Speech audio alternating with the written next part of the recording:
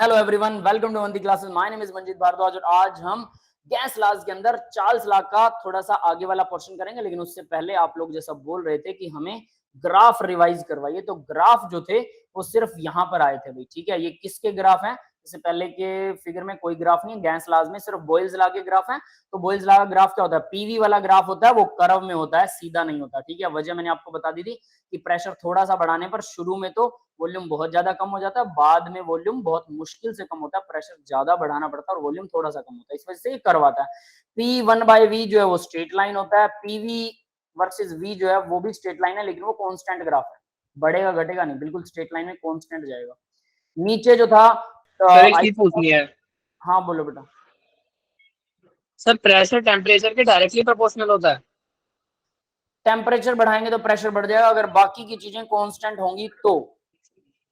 बाकी चीजें कांस्टेंट, आप वॉल्यूम को कांस्टेंट कर दीजिए तब होगा ऐसा। अब वॉल्यूम भी बदल रहा है तो फिर नहीं होगा। क्लियर है? Okay sir. और सर अगर सर वॉल्यूम भी प्रेशर के डायरेक्ट सर टेम्परेचर के डायरेक्टली प्रोपोर्शनल होता है ना सर? वॉल्यूम, हाँ, अगर वॉल्यूम बदल रहे हो मतलब आप प्रेशर फिक्स कर देंगे तो वॉल्यूम डायरेक्टली प्रोपोर्शनल हो जाएगा। अगर प्रेशर फिक्स नहीं है आपका, ठीक है, तो नहीं yes sorry, sir. Pressure fix होगा क्या? हाँ, प्रेशर को कांस्टेंट कर देंगे तब वॉल्यूम बदलेगा। अगर प्रेशर कांस्टेंट नहीं है, प्रेशर भी बढ़ेगा, वॉल्यूम उतना ही रहेगा, फिर वॉल्यूम कांस्टेंट हो जाएगा। दोनों एक दूसरे के रिवर्स। ठीक है, ओके सर। ठीक है। तो अब देखिए, तो यहाँ पर ये पीवी आइसोथर्म्स हैं, कांस्टेंट टेम्परेचर कर्व बोलते हैं। आइसोथर्म का मतलब टेम्परेचर कांस्टेंट है। यहाँ पर तो T1 T2 T3 P versus V, सारे ग्राफ कैसे हैं?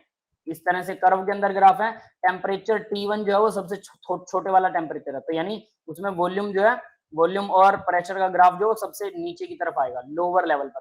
और हाईयर टेम्परेचर पे वॉल्यूम और प्रेशर का ग्राफ जो वो ऊपर की तरफ, मतलब इसकी हाइट बढ़ जाएगी, प्रेशर और वॉल्यूम दोनों बढ़ जाएंगे टेम्परेचर के ऊपर। हमें पता है टेम्परेचर बढ़ाओगे तो प्रेशर और वॉल्यूम दोनों बढ़ जाते हैं। नेक्स्ट देखिए, P1/V ये स्ट्रेट लाइन होता है, लेकिन अलग अलग टेम्परेचर पर अलग अलग आएगा। T1 सबसे छोटा है तो वो सबसे नीचे, उसका एंगल सबसे कम होगा, उसका दूसरे का बड़ा, तीसरे का सबसे बड़ा।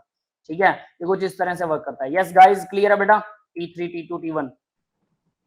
इसके बाद आएगा चार्ल्स लॉ भाई। ठीक है, तो चार्ल्स लॉ मैंने सीधा बोला था कि V/T कांस्टेंट होता है, volume directly proportional to temperature है, बिल्कुल ठीक था। लेकिन इसके अंदर एक और हमने डेरिवेशन मतलब वो किया था, फॉर्मूला वो ये था, Vf जो है माइनस V नोट जो है V/273.16 केल्विन है। ठीक है, ये इक्वेशन मैंने कही थी कि आप ये सीधा याद कर लीजिए। ठीक है, ये इक्वेशन सीधा किस लिए, ये भाई इसकी डेरिवेशन तो हो सकती है, कोई दिक्कत नहीं है। देखिए, हम डेरिवेशन करना चाहते हो क्या? करवाऊं? काम नहीं आती है डेरिवेशन। यस सर, करवा दीजिए। करवा दूं? चलो ठीक है, आपकी जैसी इच्छा हो। ठीक है, तो यहाँ देखिए हम क्या कर रहे हैं, हमें पता है V/T क्या होता है, कांस्टेंट होता है। तो मैं अगर कहूं कि V फाइनल, फाइनल की जगह हम V1 लगा देते हैं। V1 और T1 कांस्टेंट है। यस, क्लियर है? Yes sir. Yes sir. T2 और T2 अगर दूसरे वॉल्यूम पर टेम्परेचर बदल देते हैं तो वॉल्यूम बदल जाएगा, वो भी कांस्टेंट आएगा। गैस सेम है, गैस वही है, तो हम दोनों को इक्वल रख सकते हैं। Yes sir. V1/T1 इक्वल होगा V2/T2। ठीक है, दोनों इक्वल हो गए। अब जरा देखिए, अगर मैं T2 को ये कह दूं कि T2 जो है वो 1 डिग्री का राइज है सिर्फ, यानी V1/T1 और इक्वल आएगा V2, और मैं कहूं सिर्फ T1, मैंने T1 के अंदर 1 डिग्री बढ़ा दिया, 1 केल्विन टेम्परेचर बढ़ा दिया, बस इतना किया है। क्लियर है? समझ गए? ये कर सकते हैं। T2 की वैल्यू भर दी मैंने, अगर वो 1 डिग्री राइज हो रहा है तो। अब देखो जरा, अब हमने यहाँ इस फॉर्मूले में क्या किया, V final minus V initial. V final को आप V1 मान लीजिए, इसको V2 मान लीजिए, कैसे भी करके। तो V1 माइनस V2 को हमें थोड़ा सा सोल्व करना है। इसको इधर लेके आऊंगा, दूसरे को उधर लेके जाऊंगा, तो यहाँ क्या आ जाएगा, V1 से मल्टीप्लाई हो जाएगा T1 + 1, डिवाइड में था T1। ठीक है, इक्वल आ गया V2। यस, क्लियर है बेटा? अब जरा अगर इसको हम, हाँ बेटा। सर हमने 1 डिग्री से राइज क्यों किया था? मान लो कि T2 जो है वो 1 डिग्री ज्यादा है, मान रहे हैं ना ये तो। सर T1 से। हाँ, T1 से, तो ओके T2 सर। की वैल्यू T1 + T1 आ जाएगा, है ना? Yes sir. ठीक है, अब आगे क्या होता है देखिए जरा। तो अब इसको जरा सॉल्व करें, ये मल्टीप्लाई में है V1, हम इसको ऐसा लिख सकते हैं V1T1 प्लस में V1 डिवाइडेड बाय इसके T1 और इसके डिवाइड में भी T1 लगा सकते हैं। Equal Yes. V2 हो जाएगा। क्लियर है? तो T1 से T1 कट जाएगा तो तो समझ में नहीं आ V2, हाँ सर। समझ नहीं आया? मैं लैग हो रहा हूँ सर मैं लैग हो रहा हूँ सर, मेरा नेटवर्क दिक्कत कर रहा है सर, एक बार फिर से बता दो सर। फिर से बताऊं?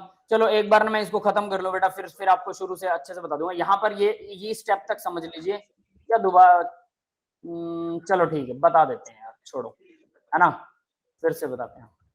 थैंक यू सर ना लैग कर रहा है सर आप कोई बात नहीं, कोई बात नहीं। देखिए कंटिन्यू। हमने क्या किया, V1 bye T1 equal K है, V2 bye T2 equal K है, ठीक है, ये हमें पता है। दोनों अलग अलग वॉल्यूम और टेम्परेचर अलग हो तो वॉल्यूम अलग हो जाएगा, दोनों को इक्वल कर दिया। ये तो बिल्कुल सिंपल सी चीज है। आगे क्या किया हमने, मैंने मान लिया कि T2 जो है वो V1 से T1 से सिर्फ 1 डिग्री ज्यादा है, तो यहाँ पर मैं T2 की जगह पर T1 बाय 1 भर सकता हूँ। Yes yes sir. ठीक है, तो T1 bye V1 sorry T1 plus 1 भर दिया मैंने। अब मैं इसको दूसरी तरफ ले गया तो ये मल्टीप्लाई में आ जाएगा V1 के। बाकी देखो ये दोनों सेम है, इसको दूसरी तरफ ले गया, मल्टीप्लाई में आ गया। अब मल्टीप्लाई करी मैंने, तो मल्टीप्लाई कर दी V1 T1 प्लस में क्या आना चाहिए V1, ठीक है। इन दोनों के नीचे T1 है तो ओवरऑल नीचे T1 है, तो इसकी बजाय मैं दोनों को अलग अलग कर सकता हूँ। ये तो नॉर्मल मैथमेटिक्स है, बिल्कुल कर सकते हैं। T1 प्लस में T1 इक्वल हो जाएगा V2। यस समझ में आ गया यहाँ तक? यस आगे सर आ गया। देखिए T1 से T1 कैंसिल हो गया तो बचा क्या अब, तो ये हमारे पास आ जाएगा V1 प्लस में V1 बाय T1, ठीक है, इक्वल टू V2। तो अब मैं क्या करूं कि V1 को दूसरी तरफ ले जाऊं, V2 माइनस V1, इस V1 को इधर ले गया मैं, ठीक है, और फिर दोनों को इस तरफ ले आया, इक्वल आ गया V1 bye T1। Yes clear है बेटा? Yes sir. Yes sir clear है। अब ये हमारे पास जो इक्वेशन है ना, यही इक्वेशन हमने वहां पर डिराइव की है। देखिए कैसे, ये जो लिखा हुआ V final minus V initial, वो यो समझ लो V2 माइनस V1 है, वो V2 माइनस V1, ठीक है, क्लियर है ये बात?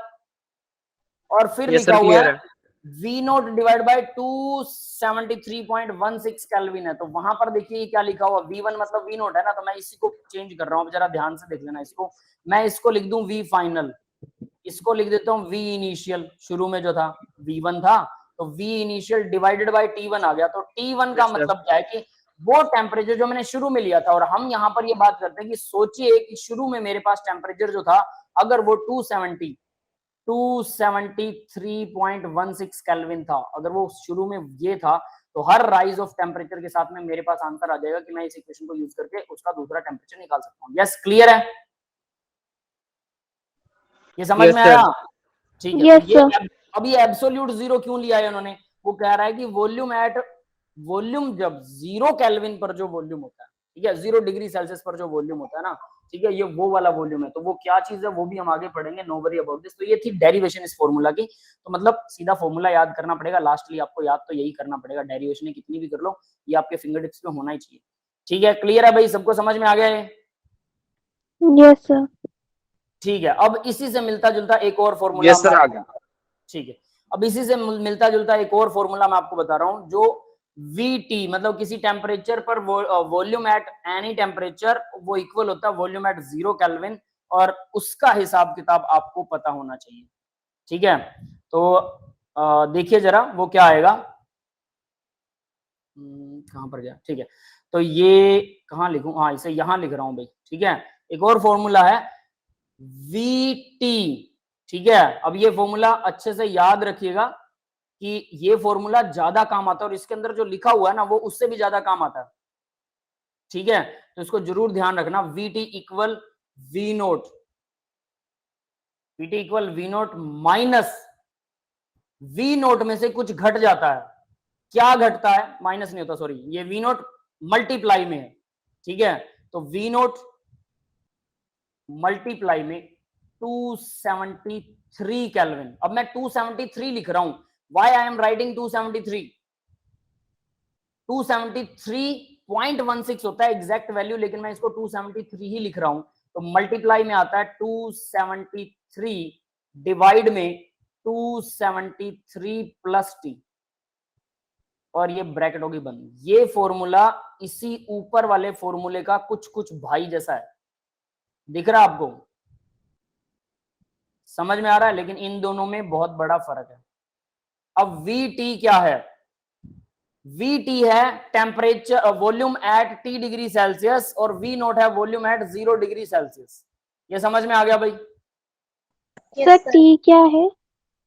वॉल्यूम एट, क्या मैंने फॉर्मूला उल्टा लिखा क्या? V, ठीक है उल्टा लिख दिया हमने फॉर्मूला। रुकिए, ये ऊपर आएगा और वो नीचे आएगा। इसको तो जरूरत ही नहीं पड़ेगी, ठीक है। ये इसके प्लस में यहां पर T आएगा और नीचे आएगा 273। अब देखिए इसमें VT क्या है? जनरली इस क्या बोलते हैं इसको, चार्ल्स लॉ के लिए, जनरली चार्ल्स लॉ के लिए हम हमेशा टेम्परेचर केल्विन में यूज करेंगे। बाकियों के लिए भी केल्विन में यूज कर सकते हो, कोई दिक्कत नहीं है, लेकिन इसके लिए तो केल्विन ही यूज करना है, डिग्री सेल्सियस नहीं होगा। लेकिन ये वो फॉर्मूला है जहां डिग्री सेल्सियस में यूज हो सकता है, तो मैं इसको लिख भी रहा हूं। अब ये जरा ध्यान रख लेना, ये T equal temperature in degree Celsius है, ठीक है, डिग्री सेल्सियस। और V नोट क्या है? Initial temperature. ये भी इनिशियल टेम्परेचर है, लेकिन ये क्या है? ये 0 डिग्री मतलब V नोट का मतलब क्या है? 0 डिग्री सेल्सियस पर जो वॉल्यूम था उसका V नोट, यहाँ V नोट जो volume at 0 degree Celsius. Sir एक बार रिपीट कर दीजिए प्लीज। रिपीट करता हूँ बेटा, मैं कहाँ लिखूं इसको, मैं ये जगह ढूंढ रहा हूँ यहाँ पे। इसको रब कर दूं क्या? सारा फॉर्मूला मैंने गलत जगह पर लिखा है, दोबारा से लिखते हैं इसको, ठीक है। यहाँ पर जगह पूरी नहीं आ रही है, इसी तरफ लिखते हैं अभी। तो देखो चार्ल्स लॉ के अंदर जो फॉर्मूला है, V T volume at T degree Celsius equal होता है V नोट मल्टीप्लाई में 273 plus T in degree Celsius divided by 273। 273.16 है ये वैल्यू, लेकिन 273 में लेते हैं। यहां पर VT जो है वो है volume at T degree, volume at temperature T जो कि डिग्री सेल्सियस में है, ठीक है। और दूसरा V नोट क्या है? वॉल्यूम, यहां पर ये 0 डिग्री सेल्सियस में यूज हो रहा है, वॉल्यूम एट 0 डिग्री सेल्सियस। समझ में आ गया अभी सबको? Yes sir. टी यहाँ पे कोई भी रैंडम है, वो डिग्री सेल्सियस में है, मतलब T टेम्परेचर के ऊपर। मान लीजिए आपको किसी गैस का वॉल्यूम निकालना है T टेम्परेचर के ऊपर, ठीक है, यानी कि 10 डिग्री सेल्सियस पर निकालना है, तो आपको पता होना चाहिए वॉल्यूम 0 डिग्री सेल्सियस पर उस गैस का कितना वॉल्यूम है, तो 10 पर कितना होगा, यहाँ पर 10 जुड़ जाएगा और ये डिग्री सेल्सियस में होना चाहिए, ठीक है। और ये अपने आप देखो, अपने आप वो केल्विन में बदल रहा है, क्योंकि डिग्री सेल्सियस में आप 273 ऐड कर देते तो वो केल्विन बन जाता है। यस, क्लियर है? Yes sir. तो सर टेम्परेचर इससे एक क्वेश्चन करवा दीजिए। हाँ बेटा, क्वेश्चन में करेंगे। टेम्परेचर होगा तो डिग्री सेल्सियस मतलब केल्विन में ही यूज होगा फॉर्मूले में, बट हमें जो लेना है वो ऑटोमेटिकली हमें डिग्री सेल्सियस में लेना, ताकि वो अपने आप केल्विन में कन्वर्ट हो जाए। अगर आप केल्विन में लोगे तो फॉर्मूला अप्लाई नहीं होगा, फिर आपको यहाँ पर इसको जो है डिग्री सेल्सियस बनाना पड़ेगा, कुछ ना कुछ उल्टा पुल्टा करना पड़ेगा। समझ रहे हो मेरी बात? क्लियर है? Yes sir. हाँ, तो ये ध्यान रखिएगा, उस हिसाब से ही यूज कीजिएगा। तो अब मान लीजिए इसके ऊपर चलो एक क्वेश्चन देते हैं। तो सिंपली मैं आपको बता देता हूँ कि एक गैस है जिसका वॉल्यूम जो है 10 डिग्री सेल्सियस के ऊपर उसका वॉल्यूम 5 लीटर है, ठीक है, नहीं 0 डिग्री सेल्सियस पर उसका वॉल्यूम 5 लीटर है, ठीक है। आपको 10 डिग्री सेल्सियस पर गैस का वॉल्यूम निकालना है, तो देखो कैसे निकालेंगे। सिंपल, 0 डिग्री सेल्सियस मतलब VT के ऊपर मेरे को फाइंड आउट करना है, और 0 डिग्री पर उसने 5 लीटर बता दिया वॉल्यूम, 5 लीटर, और 10 डिग्री पर उसने पूछा है, तो यहाँ पर मैं प्लस में 10 कर देता हूँ, डिवाइड बाय 273 कर देते हैं, ठीक है। क्या आएगा? VT, यानी कि T की जगह पर मैं भरूंगा 10 डिग्री सेल्सियस, तो 10 डिग्री सेल्सियस पर कितना आ जाएगा वॉल्यूम? 5 से मल्टीप्लाई, 273 में 10 जोड़ेंगे 283 हो गया, डिवाइड बाय 273, अप्रोक्सीमेट कितना आएगा? ये 5 से मल्टीप्लाई हो जाएगा, और ये 1 पॉइंट समथिंग समथिंग आएगा, 10 बचा 273 लगभग 9 पर, तो कितना आएगा भाई, बता सकता है कोई? तो 283 डिवाइडेड बाय 273, सर 2 के आसपास आएगा, 1.2 के आसपास आएगा, 1.0366 आ रहा है, ओ सर, भाई तो 2 से बहुत दूर है। 0366, ठीक है, 2 से बहुत दूर है बेटा, ठीक है। तो ये कितना आ रहा है भाई? लगभग 1 के आसपास है, तो सीधा सीधा 10 डिग्री सेल्सियस पर इस गैस का वॉल्यूम लगभग 5 गुना हो जाएगा, सीधा, मतलब जितना था वो 5 से मल्टीपल हो जाएगा। क्लियर है? Yes sir. नहीं नहीं नहीं, 5 तो उसका ऑलरेडी था, 5 से मल्टीपल नहीं होगा भाई, 5 से थोड़ा सा बढ़ जाएगा। कितना बढ़ेगा? तो हम ये इसको काउंट ही करना पड़ेगा, 5 6 30, 30 और 3 33 और 5 या 15 और 3 18, एक बचा 5001 और 5.1830 ये वॉल्यूम हो जाएगा, जबकि पहले उसका 5 लीटर था, अभी उसका वॉल्यूम लीटर से मतलब लीटर से कितना हो रहा है भाई, लगभग 183 ml, इतना वॉल्यूम बढ़ गया, ठीक है 10 डिग्री पर। यस क्लियर है बेटा सबको? Yes sir. Yes sir clear. Yes sir. ये कुछ इस तरह से काम करता है, ठीक है। तो ये फॉर्मूला भी इंपॉर्टेंट है, यहाँ याद रखना डिग्री सेल्सियस है, केल्विन में मत ले लेना, इसीलिए स्पष्ट यहाँ पर लिखा हुआ है। ये भी एक इंपॉर्टेंट फॉर्मूला है चार्ल्स लॉ का, ठीक है, सिंपल और साफ, ठीक है भाई। आगे बढ़ते हैं अब जरा, और ये वाला फॉर्मूला भी आपको याद रखना है जिसकी हमने अभी भी डेरिवेशन की है। डेरिवेशन के कोई मायने नहीं है, मैं फिर से बता रहा हूँ, मायने हैं तो फॉर्मूले के हैं, ये फिंगर टिप से आपको याद होना चाहिए। अब बात करते हैं भाई, तो कल इसी फॉर्मूला के अंदर आप लोगों को प्रॉब्लम हो रही थी, इसलिए मैंने सोचा चलो इसको डिराइव करवा देंगे छोटा सा, ठीक है, आपको समझ में आ जाएगा, बट ये फॉर्मूला भी उतना ही इंपॉर्टेंट है। तो चार्ल्स लॉ में सिंपल एक लाइन नहीं कि v directly proportional to t है, उसके अलावा भी इसमें दो फॉर्मूले और हैं। अब आगे बढ़ते हैं बेटा, आइसोथर्म वगैरह ये हमने पढ़ लिया था, इसके ग्राफ रह गए थे ना लास्ट लेक्चर में, तो अब हम इसके ग्राफ करने वाले हैं। VT bars constant pressure curves, ठीक है, बार मतलब आइसो बार है, कांस्टेंट प्रेशर है। तो वॉल्यूम और टेम्परेचर देखिए जरा, ये बहुत सीधा कॉन्सेप्ट है इनका। वॉल्यूम अगर आप टेम्परेचर बढ़ा रहे हो तो वॉल्यूम बढ़ता है, टेम्परेचर और बढ़ा रहे हो वॉल्यूम और बढ़ता है, अगर उसका प्रेशर और नंबर ऑफ मोल कांस्टेंट है तो। प्रेशर कांस्टेंट है, नंबर ऑफ मोल कांस्टेंट है, बिल्कुल स्ट्रेट लाइन आएगी, कोई कर्व नहीं आ रहा, कोई कुछ नहीं। जितना ज्यादा टेम्परेचर बढ़ाओगे, 10 डिग्री बढ़ाओ, जितने पर डिग्री पर जितना टेम्परेचर बढ़ना है उतना ही बढ़ेगा। ये वाला जो फॉर्मूला है, ये वाला जो ग्राफ है, ये इसको रिप्रेजेंट करता है। यहाँ पर हमने देखा ना, ये जीरो कैसे हो सकता है, किसी गैस का वॉल्यूम जीरो हो सकता है? नहीं हो सकता ना, इसलिए इसको एक्स्ट्रा प्लॉट कर रखा है। समझ गए एक्स्ट्रा प्लॉटेशन का मतलब? Yes sir. एक्स्ट्रा प्लॉट क्यों करते हैं? वो वैसे दिखा रहे हैं कि अगर पीछे बढ़ाएं तो कहाँ जुड़ेगा, ये जीरो पर जुड़ जाएगा। अब जीरो हो सकता है, इसी की कहानी अब मैं नेक्स्ट ग्राफ में यहाँ बताने वाला हूँ, जीरो एब्सोल्यूट जीरो कहाँ से आया, ठीक है। तो अभी उसको मत सोचिए कि ये कैसे हो सकता है, वो नेक्स्ट ग्राफ में अभी डिस्कस करेंगे, अभी डिस्कस करेंगे बस, ठीक है। तो देखिए ये फॉर्मूला क्या कहता है, ये फॉर्मूला यही है, वी टी इक्वल होता है V nought initial volume at 0 degree Celsius, ठीक है, मल्टीप्लाई में 273 प्लस टी, है ना। ये फॉर्मूला मुझसे सही लिखा ही नहीं जा रहा है, 273 प्लस टी, है ना, डिवाइडेड बाय 273, और ये सब डिग्री सेल्सियस में है, तो ये इस तरह से वर्क करेगा। इसको फिर से लिखते हैं, ठीक है। तो ये समझ में आया, ये इसी फॉर्मूला का है भाई, ये चीज यही, ये फॉर्मूला यही रिप्रेजेंट कर रहा है। अगर आप देखो तो टेम्परेचर बढ़ेगा तो वॉल्यूम बढ़ जाएगा, मल्टीपल होगा ना, इसका वॉल्यूम मल्टीपल हो जाएगा, तो बिल्कुल स्ट्रेट लाइन में ग्राफ जाएगा। तो ये एक स्ट्रेट लाइन ग्राफ है, यानी ये वाली जो इक्वेशन है ये स्ट्रेट लाइन ग्राफ है। क्लियर है?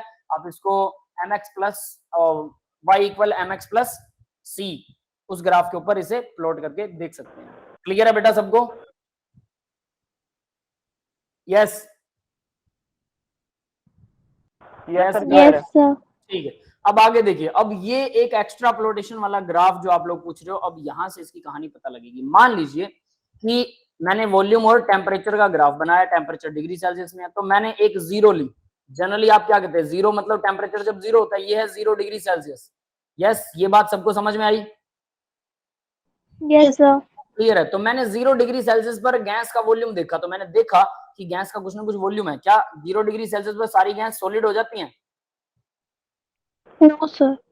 नहीं होती, ऑक्सीजन भी नहीं होती, बहुत कॉमन सी गैस है ऑक्सीजन। क्या ये 0 डिग्री सेल्सियस पर हो जाती है, क्या बोलते हैं इसको, जम जाती है? नहीं जमती, नो नहीं सर। जमती। नहीं सर, नहीं जमती। इसका मतलब कंफर्म्ड है कि 0 डिग्री सेल्सियस पर सभी गैसेस जीरो तो नहीं होती है, मतलब उनका वॉल्यूम जीरो तो नहीं होता। तो यहाँ हमने देखा कि 0 डिग्री सेल्सियस पर उस गैस का कुछ ना कुछ वॉल्यूम था, ठीक है। अब मैं क्या कहता हूं कि मैंने फिर इससे आगे बढ़ा, मैं पीछे नहीं आया, पीछे वाले को भूल जाना एक बार, ये नहीं है, या आप ऐसे कह दो कि ये है ही नहीं, ठीक है। इसको मत देखना फालतू में, क्योंकि अभी इसके ऊपर डिस्कशन करेंगे तभी आपको समझ में आएगा। हाँ रचना बेटा बोलिए। सर अगर गैस कोई फ्रीज हो जाती है तो फिर उसके वॉल्यूम पे कुछ इफेक्ट आता है? फ्रीज हो जाती है गैस अगर, गैस अगर सॉलिड बन गई बेटा, गैस सॉलिड बन गई, तो फिर वो गैस रही क्या, पहले तो मेरे को ये बताओ। No sir. सर मतलब उसके वॉल्यूम में कुछ आप इफेक्ट उसके आता है? वॉल्यूम की बात कैसे कर रहे हो? How you are talking about the volume of the gas? वो है ही नहीं, खत्म। अस्तित्व भी खत्म हो गया, है ना? सर जैसे लिक्विड बन गई तो? हाँ, तब भी उसका अस्तित्व खत्म हो गया ना। यही चीज मैं समझाऊंगा, थोड़ा सा वेट कर लीजिए, बाद में एक क्वेश्चन पूछना, ओके कोई बात नहीं। यही चीज मैं यहाँ आपको बताने वाला हूँ, ठीक है, इस ग्राफ में। इसीलिए मैं ग्राफ को कह रहा था कि इंपॉर्टेंट ग्राफ है। इसके बाद आपके लगभग क्वेरीज खत्म हो जाएंगी, फिर भी कुछ है तो पूछिएगा, ठीक है। तो देखो 0 डिग्री पर मतलब हमें पता है ऑक्सीजन का कुछ ना कुछ वॉल्यूम होता है। मैं पीछे नहीं जा रहा, इसको भूल जाइए, मैं आगे जा रहा हूँ। मुझे पता वॉल्यूम, अगर मतलब टेम्परेचर बढ़ेगा, किसी गैस को आप गर्म कर रहे हो, ठीक है, ये मैंने कांस्टेंट कर दिया प्रेशर, मतलब 1 एटमॉस्फेरिक प्रेशर पड़ रहा है, और ये मेरे पास क्या है, एक पिस्टन है, और इसको मैं नीचे से गर्म कर रहा हूँ, यहाँ पे ऑक्सीजन रखी हुई है, ठीक है। तो क्या हो रहा है भाई, जब मैं इसको ज्यादा गर्म कर रहा हूं तो वॉल्यूम बढ़ गया, वॉल्यूम आ गया यहाँ, और ज्यादा गर्म कर रहा हूँ और वॉल्यूम और ज्यादा बढ़ गया, ठीक है। क्लियर है बेटा, ये बात तो सीधे समझ में आ रही है सीधी सबको? यस सर, आ गई। है ना? यस तो सर। वॉल्यूम वॉल्यूम अपने आप ऊपर की तरफ जा रहा है, वॉल्यूम बढ़ रहा है, कोई दिक्कत नहीं, ये बिल्कुल सिंपल चीज है। तो मैंने देखा कि मैं टेम्परेचर बढ़ा रहा हूँ, ठीक है, मेरा टेम्परेचर हो गया मान लीजिए यहाँ पर, तो वॉल्यूम हो गया यहाँ पर, पहले कहाँ था, यहाँ था वॉल्यूम, फिर टेम्परेचर और बढ़ाया, वॉल्यूम और बढ़ गया, फिर टेम्परेचर और बढ़ाया, वॉल्यूम और बढ़ गया, ठीक है। इस तरह से टेम्परेचर बढ़ाने पर वॉल्यूम बढ़ रहा है, वॉल्यूम बढ़ाने पर टेम्परेचर बढ़ रहा है, एक ही बात, ठीक है। तो रिवर्स भी ट्रू होगा, ऑब्वियस है। तो अब देखिए मैंने क्या करा कि अगर मैं उल्टा करना शुरू कर दूं तो टेम्परेचर ठंडा कर देता हूं, गैस को ठंडा कर देते हैं, तो क्या होगा, गैस अगर ठंडी हो रही तो वॉल्यूम क्या होगा, कम।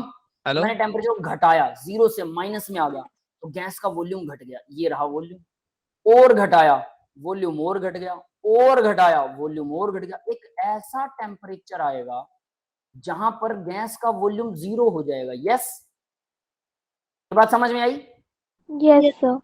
अब गैस मतलब वो टेम्परेचर था -273, ये -273.16 केल्विन है, और डिग्री सेल्सियस, सॉरी। इसको इस टेम्परेचर पर मैंने देखा कि इस गैस का वॉल्यूम क्या हो रहा है, 0 हो रहा है। वॉल्यूम 0 का मतलब क्या, गैस खत्म, गायब।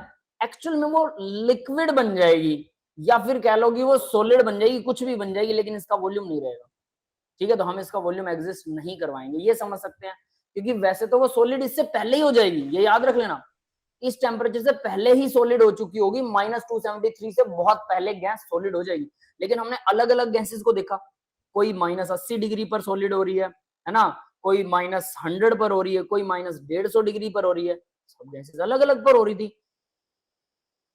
गैसेस अलग अलग हो रही हैं। तो कोई ऐसा टेम्परेचर है जिसके ऊपर सभी गैस सॉलिड हो जाए, उस टेम्परेचर को हम यूनिवर्सल मान लें कि उस टेम्परेचर पे कोई भी गैस। हमने ये देखा, देखो एक गैस थी जो यहाँ पर सॉलिड हो रही है, ठीक है, कुछ इस तरह से, इससे लाइनें निकाल दी अपन ने, इससे ऐसे करके लाइन निकाल दो, ठीक है। लेकिन ये सभी ग्राफ कहाँ जा रहे हैं पता है, यहाँ से नहीं निकलेंगे, वो यहाँ से आएंगे। किसी का 0 डिग्री पर वॉल्यूम ज्यादा है, किसी का 0 डिग्री पर कम है, किसी का बहुत कम है, किसी का उससे भी कम है, किसी का बढ़ रहा है। तो देखिए 0 डिग्री पर यहाँ पर वॉल्यूम है किसी गैस का, ये ग्राफ में दिख रहा है, मैं ग्रीन कलर यूज कर रहा हूँ यहाँ पे वॉल्यूम है किसी का 0 डिग्री पर, और ऑक्सीजन का वॉल्यूम यहाँ है सपोज। ये समझ में आ रहा है बेटा? यस हर सर। गैस का 0 डिग्री सेल्सियस पर वॉल्यूम अलग अलग आ रहा है, लेकिन जब उसको एक्स्ट्रा प्लॉट कर रहे हैं ना, तो सभी गैसेस एक ही पॉइंट को हिट कर रही है। देखो पीछे की तरफ जा रही है तो एक ही पॉइंट को हिट कर रही है, समझ में आ रहा है?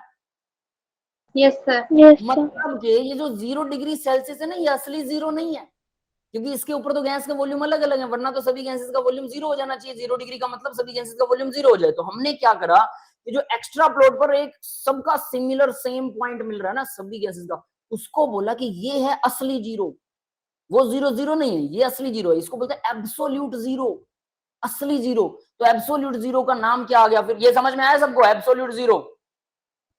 Yes sir. Yes sir. तो एब्सोल्यूट 0, एब्सोल्यूट 0 क्या हो गया भाई, एब्सोल्यूट 0 वो हो गया, इसको हमने नाम दिया 0 केल्विन।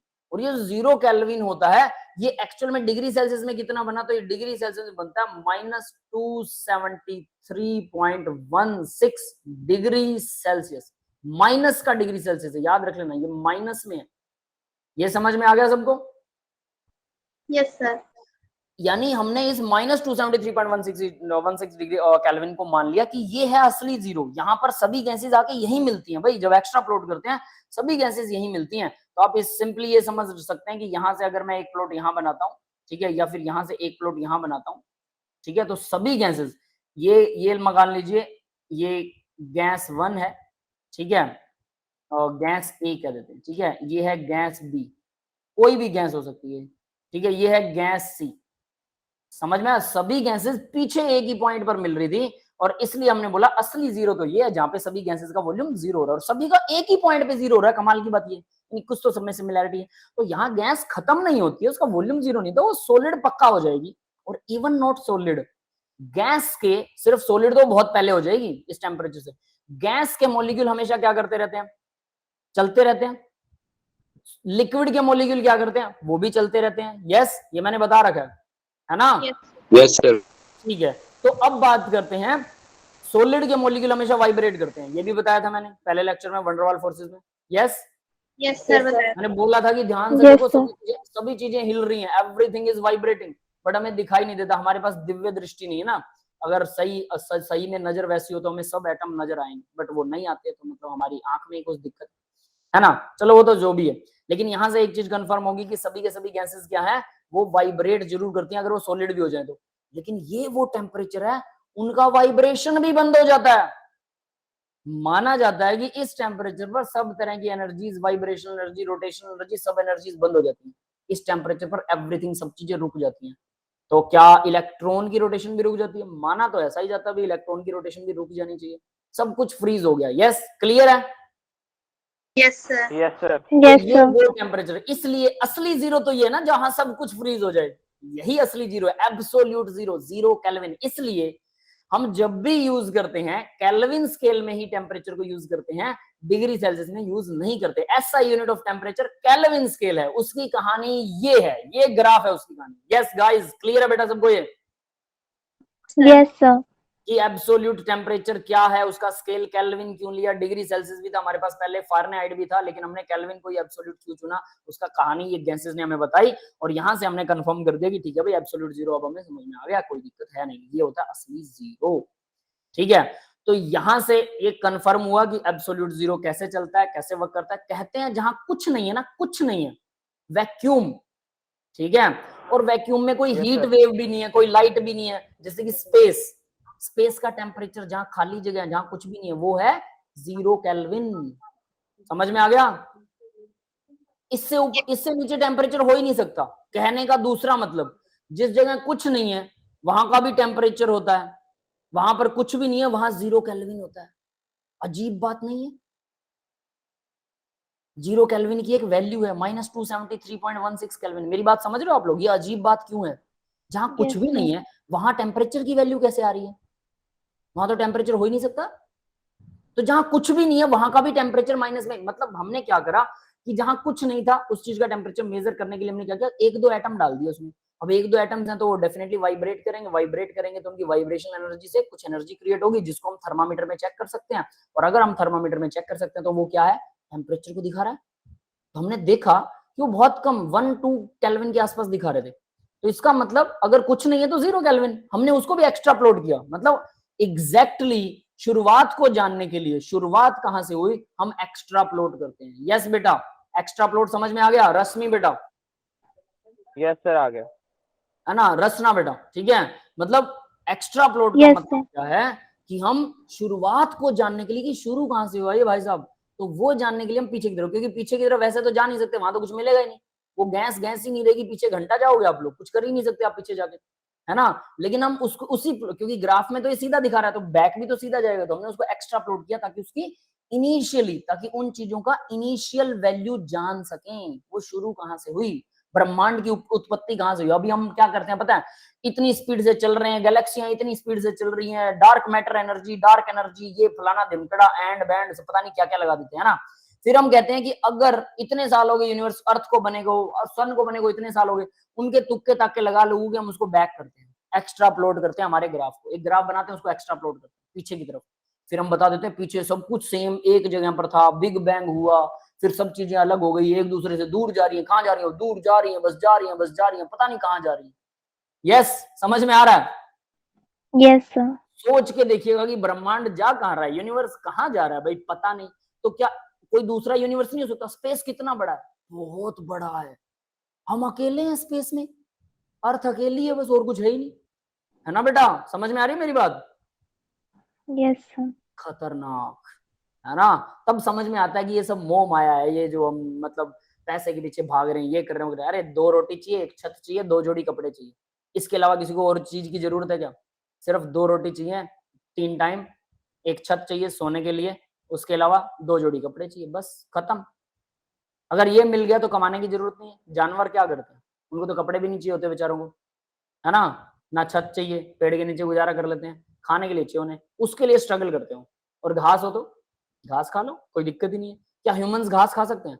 घास के अंदर ना बीटा सेलुलोज होता है, अल्फा सेलुलोज और बीटा सेलुलोज, आप लोग +2 में पढ़ेंगे ये, ठीक है।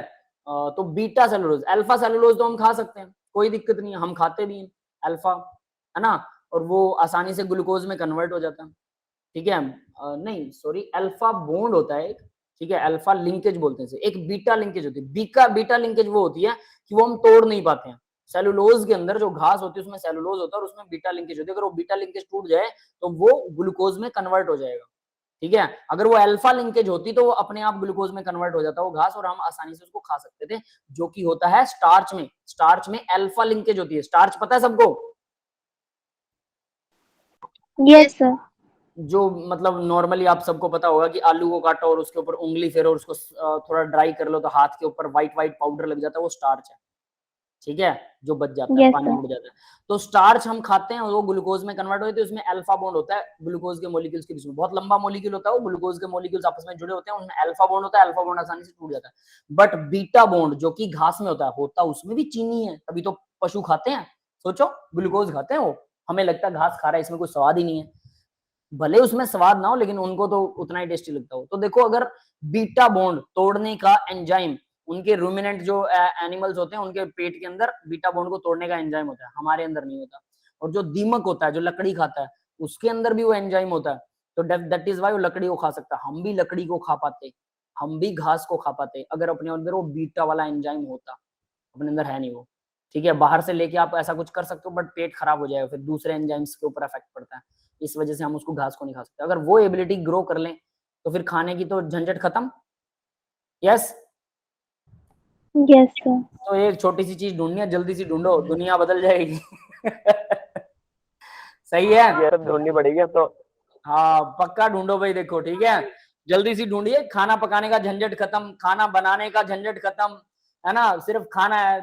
किसी को भूख लगे, चल भाई वो देख वो रही घास, जा खाया। कितना आसान है ना। चलो, तो ये समझ में आया भी एब्सोल्यूट Yes, जीरो की sir. कहानी। आगे सर बढ़ो। ये Yes, sir, क्या आगे। है? हाँ बेटा, सर वो कांस्टेंट पी एन एन में एन क्या था? कहां पर था constant? Constant, Ajay sir number of मोल, ये नंबर ऑफ मोल है बेटा, नंबर ऑफ मोल, एन जो है वो नंबर ऑफ मोल है। बाकी सारी चीजें नंबर ऑफ मोल्स, बाकी सारी चीजें क्या होंगी? कांस्टेंट होंगी, बस बात ही खत्म है, ठीक है। ज्यादा बोधरेशन लो ही मत, बाकी सब चीजें सिर्फ ये 2 बदलेंगी। आगे देखिए, इसी का एक और ग्राफ है भाई। तो यहां पर अलग अलग प्रेशर पर volume versus temperature, volume versus temperature का ग्राफ सीधा सीधा क्या होता है? स्ट्रेट लाइन ही जाएगा। प्रेशर 1, प्रेशर कम है 1, 2 ज्यादा है, 3 उससे ज्यादा, 4 उससे ज्यादा है, ठीक है। तो फोर्थ प्रेशर सबसे ज्यादा, तो प्रेशर ज्यादा होगा तो टेम्परेचर, देखिए टेम्परेचर बढ़ाने पर वॉल्यूम कम बढ़ेगा, टेम्परेचर बढ़ाने पर वॉल्यूम कम बढ़ रहा है। या आप नॉर्मल सोच सकते हो, प्रेशर बहुत ज्यादा तो टेम्परेचर बढ़ा भी दोगे तो वॉल्यूम बढ़ेगा लेकिन कम बढ़ेगा। यस, क्लियर है, सिंपल ग्राफ है ना, कांस्टेंट प्रेशर कर्व है। और ये जो दे रखा है ये 0 केल्विन दे रखा है, 0 केल्विन, दैट इज 0 केल्विन, ठीक है, 0 केल्विन। और ये डिग्री सेल्सियस है, ये जो दे रखा है डिग्री सेल्सियस में, ठीक है। चाहे आप -273.16 कह लो, 16 होता है एग्जैक्ट डाटा, मैं बार बार बोलता हूँ, ये 15 लिखा होता है, आप 273 अकेला भी लिख सकते हैं, कोई चक्कर नहीं है, ठीक है। लेकिन वो अगर सही डाटा यूज करें तो यही होता है 16। अब आगे देखिए भाई, next what happened with absolute zero. Absolute zero के साथ क्या होता है ये मैं आपको बता चुका हूँ, ये फिर से वही ग्राफ आ गया, ठीक है, समझ में आ गया होगा। Yes sir. ठीक है, आगे बढ़ते हैं बेटा। ये लुसैक लॉ, नेक्स्ट लॉ आ गया भाई। तो देखिए, चार्ल्स लॉ था जो थोड़ा सा आपको लगा होगा कि इसमें 2-3 फॉर्मूले से आ गए और फिर कहानी सी, ग्राफ भी इसमें एब्सोल्यूट जीरो वाला पंगा पड़ गया। चार्ल्स लॉ, ठीक है, चार्ल्स लॉ ने एब्सोल्यूट जीरो दिया, बहुत बढ़िया काम किया, ऐसी बात नहीं है, लेकिन वो थोड़ा सा बड़ा लगा होगा। बोयल्स लॉ बिल्कुल आसान है, एक लाइन में खत्म, है ना। ये लुसैक लॉ, अब ये भी एक लाइन में खत्म हो जाएगा। इसके ग्राफ आएंगे 2-3, वो तो ग्राफ सब में है, ठीक है, सबके ग्राफ एक जैसे ही, आप थोड़ा दिमाग लगाना पड़ेगा, बस कुछ नहीं करना है ना, कि किसका किसके बीच में। देखिए कांस्टेंट वॉल्यूम, बाकी सारी चीजें कांस्टेंट होगी, not only volume. The pressure of a fixed amount of gas is directly to the temperature. Pressure temperature के डायरेक्टली प्रोपोर्शनल है। पीछे वाले ग्राफ में क्या था भाई, चार्ल्स लॉ में बताएगा कोई? Yes sir. चार्ल्स लॉ में क्या किसके प्रोपोर्शनल था? चलो बाद में पूछूंगा मैं। सर टेम्परेचर, सुनिए, तो वॉल्यूम टेम्परेचर के डायरेक्टली टेम्परेचर और प्रोपोर्शनल। वॉल्यूम था वो, ठीक है, volume directly proportional to temperature था, ये pressure directly proportional to temperature है, बात एक ही है। इसमें होगा क्या, वो ग्राफ भी सेम ही रहेंगे, कोई फर्क नहीं आएगा। तो देखिए P जो है वो इक्वल हो गया KT के, P equal KT, yes clear है? Yes sir. अब आगे देखिए जरा, तो मैं ये लिख सकता हूँ P/T इक्वल कॉन्स्टेंट होगा, तो P1/T1, P1/T1 इक्वल होगा P2/T2। Yes sir. बस यही है, क्लियर है? तो ये इससे एक फॉर्मूला बनता है, क्योंकि दोनों कांस्टेंट होंगे, एक अगर गैस सेम है तो यहाँ P वर्सेस T जो है स्ट्रेट लाइन ग्राफ होता है, तो P और T का ग्राफ स्ट्रेट लाइन, अभी T केल्विन में है, 0 केल्विन है यहाँ पे, ऑब्वियस है, तो इसलिए एक्स्ट्रा प्लॉट कर रखा है। और आपको ये ध्यान रखना है, इसको एक्स्ट्रा प्लॉट ही करना है। अगर आप लोग ज्यादा समझदार बन गए और कहो यार ऐसे क्यों लिखना है, सीधी लाइन मार दो, बिल्कुल गलत है। एक्स्ट्रा प्लॉट का मतलब अभी मैंने बताया कि जो चीज पॉसिबल ही नहीं निकालना, तो बैक जाना उसमें पॉसिबल है नहीं, हम क्या करते हैं, उसको एक्स्ट्रा प्लॉट करते हैं, ठीक है। ग्राफ सीधा ऐसे जा रहा है तो बैक भी ऐसे जाना चाहिए, हमारे हिसाब से ऐसे जाना चाहिए, बट बैक जाते टाइम प्रॉपर्टीज, रूल्स, ठीक है, जितने भी प्रिंसिपल्स हैं सब बदल जाता है, सब उल्टा पुल्टा हो जाता है, इसलिए सीधी लाइन तो नहीं होगी ये, बट हम मान लेते हैं कि चलो अपने कन्वीनियंस के लिए एक बार इसको बैक लगा के तो देखिए क्या बनता है, ठीक है, उसको बोलते हैं एक्स्ट्रा प्लॉट, ठीक है। और कई बार वो चीजें सही भी होती है, बैक जाना बिल्कुल सही भी है, कई बार नहीं भी होता, ठीक है, डिपेंड करता। तो ये भी भाई V1, इनमें बस ध्यान रखने वाली क्या बात है कि ये 4 लाइनें दे देगा वो, अब बोलेगा V1 बढ़ा के V4 बढ़ा, बस ये याद रखना आपको। थोड़ा सा अगर आप दिमाग लगाएंगे, कुछ याद कीजिए, कुछ दिमाग लगाइए, ठीक है। प्रेशर बढ़ेगा सर V4 बढ़ा है। हाँ देखिए, प्रेशर बढ़ेगा, टेम्परेचर बढ़ाओगे तो प्रेशर बढ़ेगा ना, क्योंकि वॉल्यूम कांस्टेंट है, ठीक है। तो अगर मान लीजिए वॉल्यूम V1 दे रखा है, तो V1 अगर कम है, ठीक है, ये याद रखना, तभी वो उसका एंगल ज्यादा आएगा। और कम कर दें वॉल्यूम, तो वॉल्यूम कम कर देंगे तो प्रेशर जो है वो क्या जल्दी बढ़ेगा, उसका जल्दी प्रेशर बढ़ाया जा सकता है, तो इसलिए ये चीज ध्यान देनी, बस और कुछ नहीं। तो V4 जो है उसका वॉल्यूम सबसे ज्यादा है, V1 का वॉल्यूम कम है, बस इतना याद रखना। नेक्स्ट ग्राफ देखिए, P/T वर्सेस P, ये अलग ही चीज आ गई, कांस्टेंट वॉल्यूम और नंबर ऑफ मोल्स के ऊपर P/T, pressure by temperature versus P, जो कि बॉयल्स लॉ में आया था ऐसा कुछ 1/V वाला। तो ये क्या होता है, ये बिल्कुल स्ट्रेट लाइन होता है, ये अलग तरह की चीज है, आपको याद करनी पड़ेगी, डेफिनेटली ग्राफ याद ही करना पड़ेगा। यस बेटा, क्लियर है सबको? Yes sir. ठीक है, आगे बढ़ते हैं। यस सर क्लियर है। अब एक और ग्राफ देखिए, इसको भी एक्स्ट्रा प्लॉट कर रखा है, सेम चीज है, कोई फर्क नहीं है, बस वो क्या था, वॉल्यूम और टेम्परेचर था, ये प्रेशर और टेम्परेचर है, वही एक्स्ट्रा प्लॉटेशन है, तो इसको तो याद रखने की भी जरूरत नहीं, आप खुद बना सकते हो, बट ध्यान रख लेना ऐसा नहीं कि खुद बनाने के चक्कर में कुछ मिस कर जाओ, ठीक है, क्लियर है सबको? सर हाँ बेटा। सर चार्ल्स लॉ और गेल-ल्यूसेफ लॉ में डिफरेंस क्या था? चार्ल्स लॉ तो था बेटा वॉल्यूम और टेम्परेचर का, ये प्रेशर और टेम्परेचर का है, उसमें प्रेशर कांस्टेंट था, इसमें वॉल्यूम कांस्टेंट है, एक ही चीज का फर्क किया है, लेकिन बाकी चीजें सेम आ रही हैं, क्लियर है? Yes sir. सर फॉर्मूले तो सारे सेम है। हाँ देखिए, अब मैं एक चीज सुन लेना, आप लोगों ने मतलब रट्टा नहीं मारा उसका अच्छे से, है ना, ये प्रीवियस लेक्चर में हो चुका, तो आपको याद करना चाहिए ध्यान से। अभी मैंने बोला था कि चीजें आसान नजर आती हैं, बट होती नहीं है, कई बार सारी सेम सी हो ना, हमारा दिमाग कहता है दोनों सेम ही तो है, कोई फर्क ही नहीं है, इसलिए आपका माइंड कह रहा है कि इसमें फर्क क्या है। इसका मतलब जब भी दिमाग कंफ्यूज होता है, याद रख लेना, वो कंफ्यूज सिर्फ इसलिए होता है क्योंकि हमने उसको अच्छे से याद नहीं किया है। बहुत अच्छे से याद कर लेंगे तो कंफ्यूजन खत्म हो जाएंगे, ठीक है। आगे देखते हैं बेटा। अब देखिए एवोगैड्रो लॉ, अब एवोगैड्रो लॉ आएगा, इन सब से हम क्या बनाने वाले हैं पता है, गैस लॉ बनाने वाले हैं इन सब से। तो एवोगैड्रो लॉ देखिए क्या कहता है, एवोगैड्रो लॉ कहता है volume directly proportional to number of mole, बाकी चीजें कांस्टेंट रखी, volume directly proportional to number of mole, तो बाकी सब कांस्टेंट है। अगर आप नंबर ऑफ मोल बढ़ा देते हो, बढ़ा दिए, मैंने ज्यादा डाल दी गैस, तो भाई वॉल्यूम बढ़ जाएगा, क्योंकि टेम्परेचर भी कांस्टेंट रखना है और प्रेशर भी उतना ही रखना है। अगर आप और ज्यादा, एक छोटी सी बोतल आपके पास, उसमें आप नंबर ऑफ मोल डाल रहे हो तो प्रेशर बढ़ा देगा, मुझे प्रेशर कांस्टेंट रखना है तो पिस्टन लगा दो, नंबर ऑफ मोल बढ़ेंगे, अमाउंट बढ़ गया तो वॉल्यूम बढ़ गया, फिर अमाउंट बढ़ गया, फिर वॉल्यूम बढ़ गया, क्योंकि ऊपर से जो प्रेशर पड़ रहा है पिस्टन वाला वो 1 एटमॉस्फेयर है, वो प्रेशर नहीं बढ़ रहा। और वॉल्यूम बढ़ रहा है। क्लियर है? तो नंबर ऑफ मोल बढ़ाने से वॉल्यूम बढ़ जाता है। यस, सबको क्लियर है? Yes sir. Yes sir. बस हो गया, फिर बात ही खत्म। तो यहां देख रहे हैं, तो भाई अब इसको मैं लिख सकता हूं, v जो है वो v by n equal constant होता है, तो v1 bye n1 equal v2 bye n2 लिख सकता हूं। Yes Yes, sir. sir. लिख दो, ठीक है ना? ये सब में एक जैसा ही, मैं एक ही लाइन में बार बार वही चीजें यूज कर रहा हूँ, तो आपको ये मेरे हिसाब से बोयल्स लॉ से ही कंफर्म हो जाना चाहिए। और इनको लिख के देखा करो, ग्राफ नोटबुक पे बना बना के याद करना, बना बना के किसका क्या ग्राफ है, फिर सारे ग्राफ्स को आमने सामने रख के देखना कि आमने सामने पे कौन सा ग्राफ कैसे बन रहा है, ठीक है, कैसे मिल रहा है, कैसे नहीं मिल रहा है, वो सारी चीजें आपको पता होनी चाहिए। ठीक है, क्लियर है बेटा? मेरे सिर में ऑयल ज्यादा लग गया आज, सिर में बाल तो है नहीं है ना थोड़ा ऑयल भी ज्यादा लग जाता है। खैर आगे बढ़ते हैं अब जरा। ग्राफ देखिए अब इसका, v versus n is straight line graph, ये भी स्ट्रेट लाइन होता है, इसको भी एक्स्ट्रा प्लॉट करना पड़ता है। v versus n, number of mole बढ़ाओगे वॉल्यूम बढ़ जाएगा, नंबर ऑफ मोल बढ़ाओगे वॉल्यूम बढ़ जाएगा, नंबर ऑफ मोल घटाओगे वॉल्यूम घटेगा, और घटाओगे, नंबर ऑफ मोल जीरो कर दोगे तो वॉल्यूम क्या रहेगा, जीरो, घंटा जी, वॉल्यूम कुछ रहेगा ही नहीं जब नंबर ऑफ मोल जीरो होगा। यस, क्लियर है? Yes sir. Yes, ये एक्स्ट्रा प्लॉट नहीं मान सकते हम, यहाँ तक मान सकते हैं कि यहाँ तक तो सही है, लेकिन जीरो के लिए नहीं है, ठीक है? तो कुल मिला के फिर भी इसे एक्स्ट्रा प्लॉट की तरह दिखा रखा है मैंने। अब आगे देखते हैं, v बाय n जो होता है वो कांस्टेंट रहता है हमेशा, v बाय n, तो ये तो हमने यहाँ लिखा था, ये देखो ये लिखा हुआ v बाय n कांस्टेंट है ना, v by n simple. Yes, यहाँ से भी ये जो पीछे भी मैंने बताया था ना, v बाय n या p बाय t जो होता है वो कांस्टेंट होगा, कैसे होगा, p बाय v जो होगा वो कांस्टेंट कैसे होगा, वो सब चीजें आपको यहाँ से इनसे मिल जाएंगी। ये v बाय n कांस्टेंट है, तो ये v बाय n कांस्टेंट है, n यहाँ पर नंबर ऑफ मोल के अगेंस्ट कितना भी कर लो, v बाय n का टोटल वॉल्यूम कांस्टेंट ही रहेगा। यस, क्लियर है बेटा? Yes sir. एक लाइन में खत्म हो जाते हैं, इनमें है कुछ नहीं।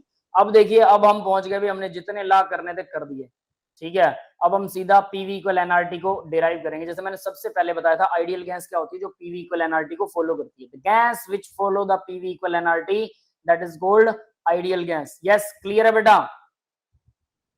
yes sir. ठीक है, तो अब आइडियल गैस होती क्या है, जो इन सभी लॉज को जो फॉलो करती है वो आइडियल गैस होती है। यस, क्लियर है सबको? Yes sir. Yes sir. इन सभी लॉज का कॉम्बिनेशन करके एक ही बना दिया अपन, ये बार बार ये डायरेक्टली प्रोपोर्शनल, वो डायरेक्टली प्रोपोर्शनल, ठीक है? तो ये सब के सब जो अदरक, लहसुन, प्याज, जितने भी ना सब मसाला इंग्रेडिएंट को एक बना के और हमने एक डिश बना ली बढ़िया सी, और that is called combined ideal gas equation, है ना? कॉम्बिनेशन ऑफ गैस लॉज, सारे गैस लॉज को कंबाइन करके आइडियल गैस इक्वेशन बना ली। यस, क्लियर हो गया ये बात सबको? Yes yes sir. सर। बढ़िया मसाला Yes, डाल के sir. मैगी बना रहे बढ़िया मसाला डाल के। कौन कौन मैगी खाता है? मैं खाता हूँ। अभी खाते होंगे, है ना? चलो, मैगी के ऊपर बैन मैं लग गया था, नेस्ले की मैगी पर, रीजन बता सकता है कोई? साइंटिफिक है, सर नेस्ले की मैगी पे बैन लगा था, अभी लग गया था, प्रीवियस खबर है, 3-4 साल हो गए शायद, सर। उससे भी रीजन तो ज्यादा। अच्छे से याद नहीं है सर, बस सर आसपास सुनी थी कि मैगी में हड्डियों का इस्तेमाल हो रहा है, जानवरों की फॉस्फोरस ना कंटेंट ना हो ना, रहा बिल्कुल गलत न्यूज, इस वजह से बैन नहीं हुआ था, that is not the reason. Maggi sir, आप सर मैंने आई लोग, थिंक अफवाह सुनी उसमें थी, लेड तो की पता अमाउंट नहीं। ज्यादा थी। नहीं, आप लोग छोटे थे उस टाइम पे, इसके अंदर ना एमएसजी मोनोसोडियम ग्लूटामेट वो डालते थे ये लोग, एमएसजी। और एक चीज बता देता हूँ, ये काफी साल पहले की बात है, 3-4 नहीं, आई थिंक 5 साल, 2018 से पहले की बात है, 6-7 साल पहले की बात है, कम से कम भी 6-7 साल या उससे भी ज्यादा पुरानी बात है, ठीक है? तो मोनोसोडियम ग्लूटामेट केमिकल होता है, मोनोसोडियम ग्लूटामेट टेस्ट बढ़ा देता है चीजों का, लेकिन इसका एक साइड इफेक्ट होता है, मोनोसोडियम ग्लूटामेट, एमएसजी। हमारे सिरसा में एमएसजी द मैसेंजर सुना है? फिल्म देखी होगी डेरे वाले बाबे की, एमएसजी द मैसेंजर, देखी किसी ने? No sir. नहीं नो देखी? सर। चलो कोई बात नहीं, वो बाबा अभी जेल में है, चिंता वाली बात नहीं है, मत देखना ठीक है, आगे सुनिए। तो एमएसजी, उसने भी एमएसजी बना रखा था, सिरसा वाले बच्चे तो एमएसजी का नाम लेते ही समझ जाते हैं कि एमएसजी, लेकिन वो एक्चुअल में साइंटिफिकली एमएसजी का मतलब है मोनोसोडियम ग्लूटामेट। ये वो केमिकल है जो आपके खाने का टेस्ट बढ़ा देता है। जितने भी आप गोलगप्पे खाते हैं, ये गली में जो आपको मिलते हैं या रोड साइड मिलते हैं, वो सब के अंदर एमएसजी वो भर भर के डालते हैं। इसकी एक ड्रॉबैक है, टेस्ट बढ़ा देता है, चलो अच्छी बात है, लेकिन एक ड्रॉबैक है, ये आप में अर्ज पैदा करता है। अर्ज मतलब आपने 4 दिन हो गए आपको मैगी खाए, 4 दिन हो गए या 4-5 दिन हो गए, 5वें दिन आप में ना अंदर से उबाल उठेगा, यार आज तो मैगी ही खानी और कुछ खाना ही नहीं है। आदी बना देता है, अर्ज पैदा करता है। समझ में आ रही है मेरी बात? Yes sir.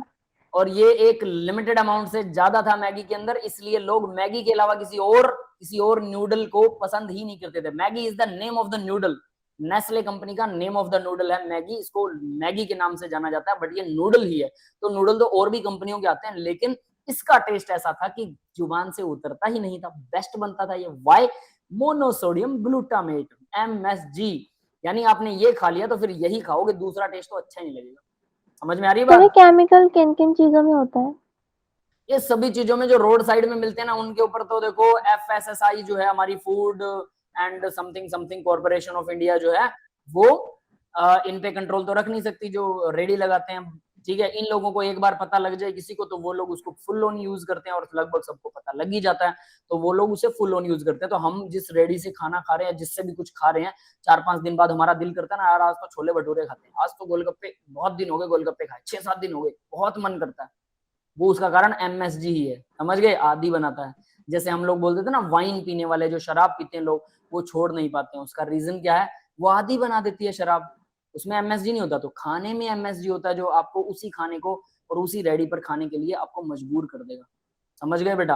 हालांकि इंटरनेशनल लॉज हैं, जिनको अगर आप अवॉइड करते हो तो डेफिनेटली आपका मतलब बैन लग जाएगा आप पे। तो इंडिया ने भी उसके ऊपर बैन लगा दिया था 6-7 साल पहले, कम से कम 6-7 साल पहले की बात है। तो 6-7 साल पहले तो आप लोग छोटे छोटे बच्चे थे ना, 5वीं 6वीं के, तो ऑब्वियस है तब तो आपको नहीं पता होगा, है ना?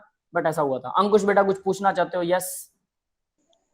सर जैसे MG के अलावा और कोई पाउडर है जो हम किताब में लगाएं ताकि हम उन्हीं किताब को चाट मतलब पढ़े?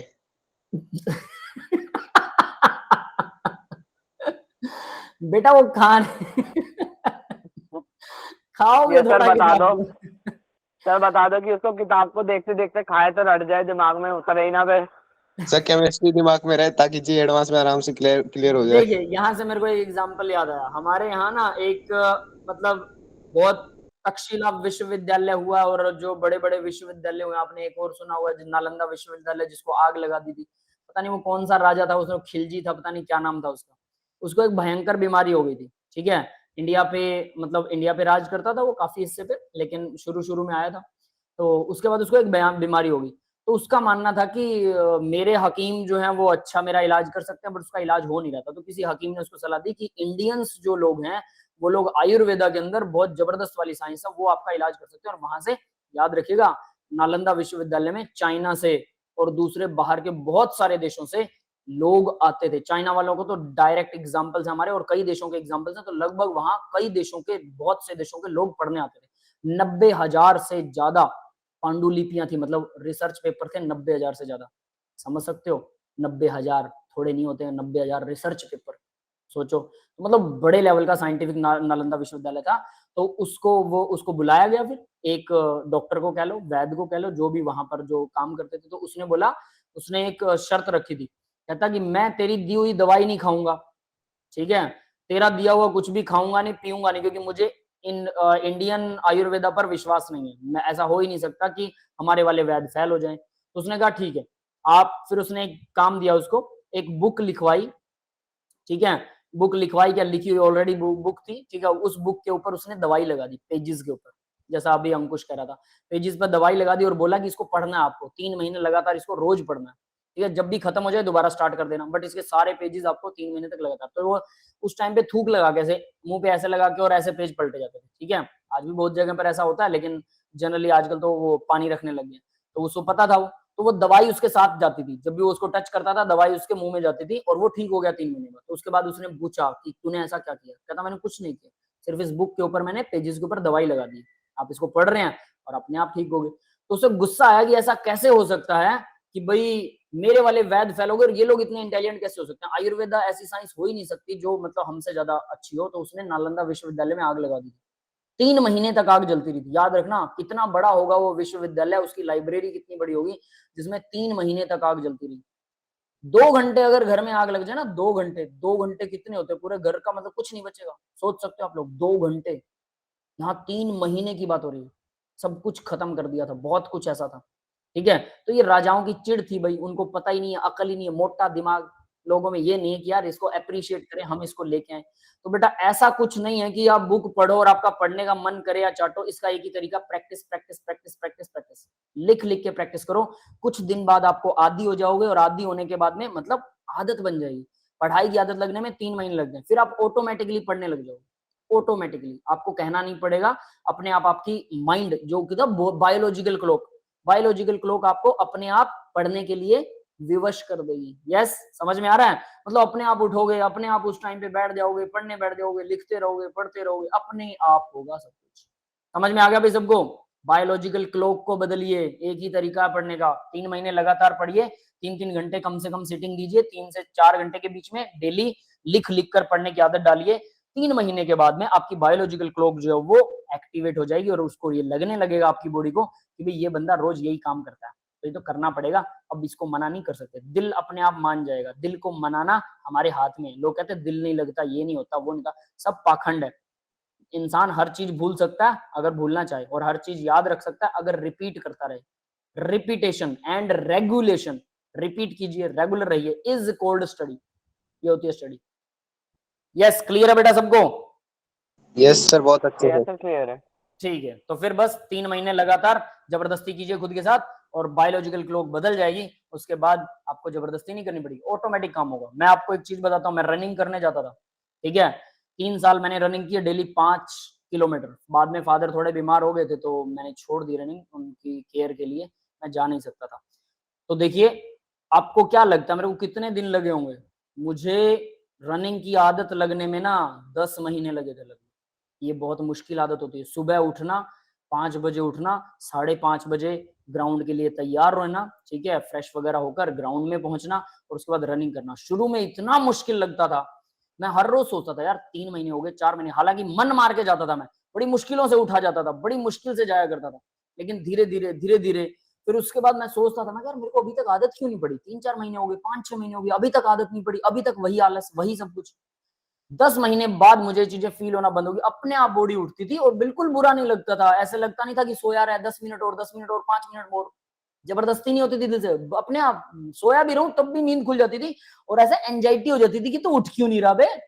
अपने आप अंदर से आता था कि उठ जा, सोया नहीं जाएगा। ये फीलिंग उल्टा हो गई फीलिंग, पहले उठा नहीं जाएगा, सोया रहे, और अभी सोया ही नहीं जाएगा, एंजाइटी हो जाओगे आप, और उसी अपने आप 5 बजे आंख खुल जाना, अपने आप तैयार हो। मेरे को समझ ही नहीं आता था, मैं ऑटोमेटिक अपने आप हो रहा था, पता ही नहीं लगता था। और फिर रनिंग करके बढ़िया जब वापस घर आते थे ना, फीलिंग कुछ और ही होती है।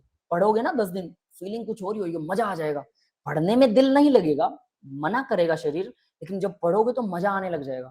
वैसे ही जब मैं रनिंग करने लगा, जब रनिंग करने के बाद वापस घर आता था, तो मेरे को बहुत अच्छा फील होता था कि यार वाकई में मैंने अच्छा काम किया। समझ रहे हो? मतलब शरीर की हेल्प करनी चाहिए, हेल्थ की केयर। तो मुझे 10 महीने लगे ऐसी आदत डालने में। कुछ आदतें बहुत मुश्किल से डलती हैं, लेकिन 3 महीने में पढ़ाई की आदत डल जाती है। ये भी कंफर्म्ड है, एक्सपेरिमेंटल है, हर बच्चे पर एक्सपेरिमेंटल है। समझ रहे हो? बड़े लेवल पर ये रिसर्च है, बड़े लेवल की, ये मैं ऐसे ही नहीं मार रहा हूँ। तो 3 महीने कम से कम खुद के साथ जबरदस्ती कीजिए, अपने आप सब हो जाएगा। क्लियर है बेटा? Yes sir. ठीक है, तो अब देखते हैं जरा गैस लाज को कंबाइन करते हैं। अभी V directly proportional to N into T है, और डिवाइड में आ गया P, ठीक है, यानी कि V जो है वॉल्यूम जो है इनवर्सली प्रोपोर्शनल है, प्रेशर के वॉल्यूम बढ़ेगा, प्रेशर कम हो जाएगा, है ना। V जो है वो डायरेक्टली प्रोपोर्शनल नंबर ऑफ मोल के, V जो है वो डायरेक्टली प्रोपोर्शनल है टेम्परेचर के। तो सबको एक साथ इकट्ठा लिख दिया कि V directly proportional to NT divided by P, ठीक है भाई। तो हमने इसको इक्वल लगा दिया, V equal NR N R N T divide by P. तो पी को दूसरी तरफ ले जाऊं तो ये कुछ ऐसा है, V equal N R T divide by P लिख सकते हैं। तो V जो है V इंटू पी, यानी कि P को इस तरफ ले देते हैं, P V equal N R T. Yes बेटा, कंफर्म हो गया? यस सर, हो गया। Yes sir. ठीक है। अब जरा देखो, इसमें बॉयल्स लॉ, चार्ल्स लॉ, सारे लॉज ढूंढो आप, कौन कौन से लॉ सबसे पहले आया था, कौन सा सबसे बाद में कौन सा था। देखिए मैं लिख रहा हूं, पहले बॉयल्स लॉ आया था। प्रेशर, बॉयल्स लॉ में क्या था बताओ फिर? तो बॉयल्स लॉ में ये था सर, जो प्रेशर है वो डायरेक्टली इनडायरेक्टली प्रोपोर्शनल होता है वॉल्यूम के। प्रेशर इनडायरेक्टली प्रोपोर्शनल है वॉल्यूम के, तो हम यहाँ पर लिख सकते हैं प्रेशर था कि वॉल्यूम इनडायरेक्टली प्रोपोर्शनल प्रेशर के। सर दोनों में से कुछ भी सर बात करेगी। वॉल्यूम प्रेशर के इनवर्सली प्रोपोर्शनल है। Yes sir. ठीक है, ये था Boyle's law. B stands for Boyle's law, याद रखिएगा। ठीक है, ओके फिर दूसरा लॉ कौन सा है भाई? वॉल्यूम डायरेक्टली तो चार्ल्स प्रोपोर्शनल है टेम्परेचर के, ये कौन सा लॉ है? Sir Charles law. Charles law. Is this Charles law? याद रख लेना, आप लोगों पे भरोसा करके ऐसे ही लिख रहा हूं मैं तो। फिर एक और लॉ था, volume directly proportional to N number of mole, Avogadro law yes sir, Avogadro law. या गेल-लुसाक लॉ था? सर एवोगैड्रो लॉ था। डिफाइन करो कौन सा है, लॉज तो सारे आ चुके हैं। सर मोल्स वाले एवोगैड्रो में ही था सर, एवोगैड्रो था ये। एवोगैड्रो था, चलो Yes, sir. एवोगैड्रो हाँ मान सर। ठीक है, अभी चेक करें। ठीक है, तो देखिए PNRT, अब R तो वही है, सबको कंबाइन कर दिया हमने सीधा सीधा। ठीक है, boils law, Charles law, Avogadro law को, गेल-लुसाक लॉ को किया था क्या? देखो जरा, V directly proportional to N, ये एवोगैड्रो लॉ है। V directly proportional to N, Avogadro ही है। फिर उससे पहले कौन सा था? Gay Lussac law, P directly proportional to T। क्या P और T को किया हमने? ये यूज ही नहीं करा है, no use. Yes yes sir. ठीक है, सर, इसका फिर use उससे नहीं पहले चार्ल्स लॉ को यूज किया है। चार्ल्स लॉ क्या कहता है? P directly proportional to T, V और T को यूज किया हमने, बिल्कुल किया चार्ल्स लॉ को। और बॉयल्स लॉ क्या कहता है? सर वॉल्यूम Yes, बेटा। Indirectly proportional to P। P directly proportional 1/V। ठीक है, सर P P आ गया। डायरेक्टली प्रोपोर्शनल टू T भी तो किया था हमने। हाँ किया होगा बेटा डेफिनेटली, लेकिन हमें सिर्फ ये तीन लॉ ही हमने कंबाइन किया, सबको कंबाइन नहीं करना है। Boils law, Charles law, Avogadro law. Clear है भाई सर सबको? चार्ल्स लॉ और गेल-लुसाक clear है। लॉ में तो सेम ही है। चार्ल्स लॉ और V गेल-लुसाक लॉ के अंदर डायरेक्टली सेम चीज है। प्रोपोर्शनल टू नहीं, T। गेल-लुसाक लॉ में नंबर ऑफ मोल नहीं आता क्या? T directly proportional to V है उसमें। कुछ गलत, कुछ उल्टा पुल्टा जरूर होगा, देखो जरा ध्यान से। ठीक है, खैर आप लोग उसको देखिएगा, नो वरी अबाउट दिस। आपको डिस्टिंग्विश करके अलग अलग सबको अलग से याद करना है। ठीक है, मैं यहाँ पर जस्ट उसका कॉमन व्यू बता रहा हूँ कि कुछ इस तरह से आप ना एक शॉर्ट फॉर्म बना लेना कि ये इसके इक्वल है, ये इसके इक्वल है, सब में V तो होगा ही होगा। ठीक है, 1/P TN, तो ये 1/P B है, PB लेड से याद कर रहे हो, TC टिकट चेकर से याद कर रहे हो, NA नोट एप्लीकेबल से याद कर सकते हो, है ना? समझ में आ रही है बात? Yes, yes sir. क्लियर है? तो इस तरह से आप तीनों लॉज के कॉम्बिनेशन को अलग अलग तरीके से आसानी से कर सकते हो। ठीक है, तो चलिए जी, अब boils law, Charles law, Avogadro law. ठीक है, अब ये भी याद रखना पड़ेगा कि कौन सा लॉ किसके अकॉर्डिंग हो रहा है। ठीक है, तो ये बॉयल्स लॉ है, चार्ल्स लॉ, एवोगैड्रो लॉ है। BCA bachelor of computer administration, B होता है VP, है ना? या BP से याद रख लो, B तो सबका कॉमन है, ऐसा याद रख लो। BP याद रख लो, TC याद रख लो, NA याद रख लो, लेकिन BP में P इनवर्सली होगा V, ये भी याद रखना पड़ेगा। ठीक है, ऐसे करके भी याद रख सकते हो ताकि आसानी से याद रहे। तो ये बन गई भी आइडियल गैस इक्वेशन, जो इन लॉज को कंबाइन करने पर बनी है, और इसी को इक्वेशन ऑफ स्टेट बोलते हैं। मतलब किसी चीज की स्टेट बताने के लिए अगर ये इक्वेशन की सारी वैल्यूज हमें पता तो हम बता सकते हैं सॉलिड है, लिक्विड है, गैस है। That is called equation of state. Yes, clear है बेटा? हाँ जी, सबको समझ में आ गया? Yes sir. फिर देखो R, अब R Yes, है sir, आ गैस गया। कांस्टेंट। ठीक है, R है गैस कांस्टेंट। अब इसकी वैल्यूज लिखनी और याद करनी बहुत से भी ज्यादा जरूरी है। ठीक है, R अलग की अलग होती सभी, हैं क्या? हाँ बेटा, सर ये अलग अलग होती हैं? सर एक सारी ही अलग होती है? अलग है। इसकी अलग अलग होती है, इसकी वजह बताता हूँ। जब यूनिट बदल जाता है तो वैल्यूज बदल जाती हैं। ठीक है, तो यूनिट और वैल्यूज आपको याद रखने पड़ेंगे। देखिए, एक चीज जो सबसे कॉमन है सब में, केल्विन पर मोल। ठीक है, पर केल्विन पर मोल, ये डबल डबल पर लगा रखा है, ऐसा नहीं है, ये केल्विन और मोल की मल्टीप्लाई होती है। ठीक है, पर केल्विन पर मोल कैसे निकलेगा, थोड़ा सा हिंट दे देता हूं, लेकिन आनी जानी कुछ नहीं है उसमें, याद तो आपको करना ही पड़ेगा। PV equal nRT। ठीक है भाई, R की वैल्यू निकालनी है तो R को ले आए इधर, तो बाकी सबको उधर ले जाएंगे, तो NT नहीं, एंटी तो नीचे आएगा। ठीक है, PV divide by NT। Yes, समझ में आ गया? यस ठीक है, सर। अब देखिए R इक्वल N क्या होता है भाई? ऐसा unit. Number of mole, T क्या होता है? Kelvin. Yes, temperature in kelvin. Yes sir. Yes sir. तो मैं लिख सकता हूं पर केल्विन और पर मोल। किसी को कोई दिक्कत है? No sir. बस समझ लो ये इतना हमेशा फिक्स रहेगा, पर केल्विन पर मोल हर किसी के नीचे आएगा, ये कभी नहीं बदलेगा, इसकी कोई टेंशन लेनी नहीं है आपको। तो फिर टेंशन क्या, सिर्फ बचा तो पीवी। अगर इसका यूनिट आ गया आपको तो समझ लीजिए आर के सारे यूनिट और आर का गैस कांस्टेंट याद हो जाएगा, इसका यूनिट आ गया। ठीक है, तो प्रेशर का यूनिट क्या होता है भाई? बार में, पास्कल में, किसमें होता है? मास बार होता है सर। सर ऐसा यूनिट तो पास्कल है, सर, पर सर बार में मेजर करते हैं। ठीक है, तो ATM देखो होता है। अब ये प्रॉब्लम आती है, सुनो सुनो, ठीक है, पास्कल भी हो सकता है, बार भी हो सकता है, ठीक है, और वॉल्यूम, वॉल्यूम किसमें होता है भाई? लीटर में होता है वॉल्यूम, ऐसा यूनिट।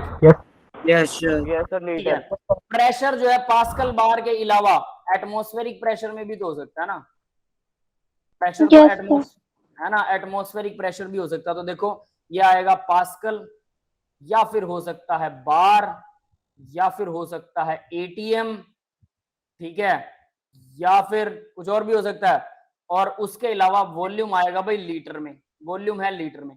तो वॉल्यूम लीटर में रहेगा, कोई दिक्कत नहीं है, ये डेसीमीटर क्यूब या लीटर में रहता है, जनरली यही रहता है। बट अब एक और क्वेश्चन आता है यहाँ पे, प्रेशर इनटू वॉल्यूम जो होता है वो इक्वल एनर्जी भी होता है, एनर्जी या वर्क डन, और वर्क, वर्क और एनर्जी का यूनिट सेम है। यस, क्लियर है? yes sir। तो प्रेशर इनटू वॉल्यूम हम लिख सकते हैं, जूल लिख सकते हैं, जूल होता है एनर्जी का यूनिट। यस, या Yes, फिर sir। आप जूल की जगह अर्ज लिख सकते हो, अर्ज में भी यही होता है, या फिर इसका कोई और एनर्जी का यूनिट होता है भाई जूल के जगह। सर अर्थ तो छोटा होता है जूल से। हाँ छोटा होता है, लेकिन वो छोटे यूनिट में क्या आपको दे नहीं सका क्या? दे यस तो सर। सकता है सर ना। फिर हम वॉल्यूम में भी तो लीटर और ml भी तो ले सकते हैं। एमएल दे सकता है, बिल्कुल एमएल में भी दे सकता है, बट ऐसा यूनिट मैंने लीटर लिखा और जनरली लीटर में दिया होता है, बट इसमें अर्ज हो सकता है, और एक कैलोरी भी होता है। Yes, calorie. Yes sir. Calorie भी होता है। तो यानी कि आपको देखो प्रेशर इनटू वॉल्यूम जो है वो इस फॉर्म में मिल सकता है। अब जब भी आप जूल को केल्विन में बदल रहे हो, या कैलोरी में बदल रहे हो, या अर्ज में बदल रहे हो, तो भाई इनमें, इनके बदलने में कुछ चीजें यूज होती हैं जिसकी वजह से आपका कांस्टेंट बदल जाएगा, बदल जाएगा। यस और नॉट? Yes sir. बार को एटमॉस्फेयर में बदलो या पास्कल में बदलो, तब भी यूनिट बदल जाएगा। यस और नॉट?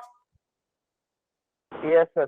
तो यानी कि प्रेशर जो है, या तो प्रेशर आपको प्रॉब्लम क्रिएट करेगा, या फिर दोनों की मल्टीप्लाई में अगर आंसर दिया हुआ है तो आपको प्रॉब्लम क्रिएट होगी। तो यूनिट हर बार बदलता रहेगा। यस, क्लियर है बेटा सबको? यस सर, सर क्लियर है। फिर पता कैसे चला कि प्रेशर जैसे हम फाइंड करेंगे तो पास्कल में बताता हूँ होगा। बेटा, बताता हूँ, ठीक है। आप एक यूनिट याद कर लो, एक तरीका तो ये, एक यूनिट याद कर लो और बाकी सबको डिराइव करो। तो कौन सा यूनिट? कम से कम एक तो एनर्जी वाला यूनिट याद करना पड़ेगा कि जूल में इसका क्या होता है, जूल में आर की वैल्यू क्या है। जूल से अगर वो अर्ज पूछता है या कैलोरी पूछता है तो आपको कन्वर्ट करना आना चाहिए, फिर आप कन्वर्ट करने बैठ जाओ वहां पे। एक तरीका। फिर इसमें मतलब जूल का याद कर लिया, बाकी को कन्वर्ट कर लिया, बट ये टेडियस तरीका याद रखना, याद तो सारे होने चाहिए। दूसरा, सिर्फ जूल से काम नहीं चलेगा, आपको पास्कल, बार, एटमॉस्फेयर और लीटर, इन तीनों में से मतलब पास्कल ले लीजिए और लीटर, पास्कल और लीटर की मल्टीप्लाई करने से जो यूनिट बनता है वो भी याद करना पड़ेगा। फिर उसके बाद आप पास्कल को बार में कन्वर्ट कर रहे हो, लीटर को एमएल में कर रहे हो, फिर आप उसको कन्वर्ट करके कर लो। मतलब 2 यूनिट याद करने पड़ेंगे, एक जूल के लिए, एक प्रेशर इनटू लीटर के लिए। 2 यूनिट याद करेंगे, बाकी सब बना सकते हैं, कोई दिक्कत नहीं। तो कम से कम 2 यूनिट तो याद करने पड़ेंगे। लेकिन यहाँ दिक्कत ये क्रिएट होती है कि जब इसको आप डिराइव करने बैठोगे तो बेटा सिर्फ डिराइव करोगे क्या? मेरी बात समझ रहे हो? डिराइव के अलावा मतलब कोई काम धंधा है नहीं क्या? वहां पे पेपर में बैठ के वेले हो, फ्री हो, डिराइव करने बैठ जाओ, डेरिवेशन का कोई मतलब नहीं है। समझ में आ गई मेरी बात? Yes sir. टाइम Yes, इतना खा जाएगा डेरिवेशन आपका कि इन चीजों के सोचने में, हर बार कन्वर्ट करते फिरोगे, उसकी वैल्यू भरोगे, इतने में तो पूरा क्वेश्चन निकल सकता है, और मतलब सिलेक्शन तो होना ही नहीं है। सीधी बात, आप लोग खुद ही अपने पैर पर कुल्हाड़ी मार रहे हो। ठीक है, आ बैल मुझे मार, मार भाई मार, ये वो है। तो फिर क्या करें भाई? याद करना पड़ेगा सबको, जितने भी यूनिट है। अब सबको तो याद नहीं किया जा सकता, तो क्या करें? कम से कम 4 तो याद कर सकते हो जो जनरली आते हैं। Yes sir. उसमें आपका 99.9999% काम चल जाएगा। बाकी कभी 1% काम ना चला तो वो भी चल जाएगा, वो भी चल ही जाता है, कहीं ना कहीं से हम जुगाड़ कर लेते हैं, ठीक है।